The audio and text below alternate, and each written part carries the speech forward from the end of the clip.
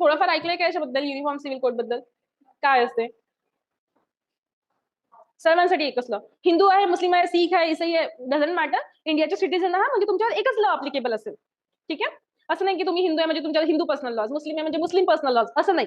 Personal law abolish करून एकच law असेल, एक युनिफॉर्म लॉ असेल जो इक्वली अप्लिकेबल असेल. फॉर एक्झाम्पल, इंडियामध्ये कन्सेप्ट असं आहे हिंदूसाठी, बाकी इतर कास्टसाठी पण, की एक व्यक्ती एकच लग्न करू शकतो. 10 नाही करू शकत. एक जर तुमची ऑलरेडी लिगली तुम्ही मॅरिड आहात, तर तुम्ही दुसरं लग्न नाही करू शकत.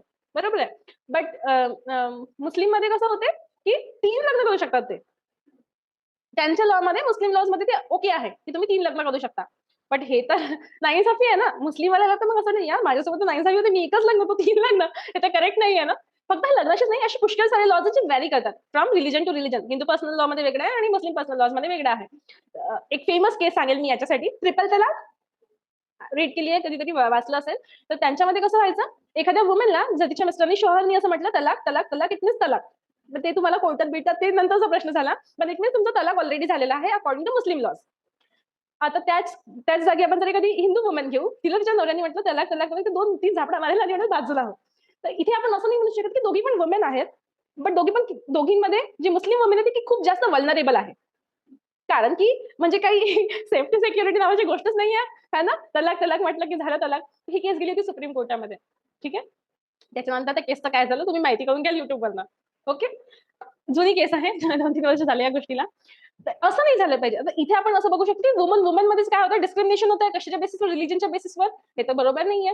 म्हणून असं म्हणणं होतं यांचं डायरेक्टिव्ह प्रिन्सिपलवाल्यांचं, की देशामध्ये काय असायला पाहिजे? युनिफॉर्म सिव्हिल कोड असायला पाहिजे. हिंदू असो, मुस्लिम असो, कोणी असो, सगळ्यांवर कायदा काय असेल इक्वली अप्लाय केला जाईल.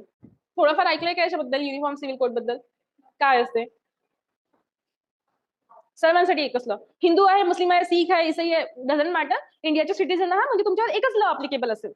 ठीक आहे? असं नाही की तुम्ही हिंदू आहे म्हणजे तुमच्यावर हिंदू पर्सनल लॉज, मुस्लिम आहे म्हणजे मुस्लिम पर्सनल लॉज, असं नाही. पर्सनल लॉ अबॉलिश करून एकच लॉ असेल, एक युनिफॉर्म लॉ असेल जो इक्वली अप्लिकेबल असेल. फॉर एक्झाम्पल, इंडियामध्ये कन्सेप्ट असं आहे हिंदूसाठी, बाकी इतर कास्टसाठी पण, की एक व्यक्ती एकच लग्न करू शकतो. 10 नाही करू शकत. एक जर तुमची ऑलरेडी लिगली तुम्ही मॅरिड आहात, तर तुम्ही दुसरं लग्न नाही करू शकत. बरोबर आहे? बट मुस्लिममध्ये कसं होते, की 3 लग्न करू शकतात ते. त्यांच्या लॉमध्ये, मुस्लिम लॉजमध्ये ते ओके आहे, की तुम्ही 3 लग्न करू शकता.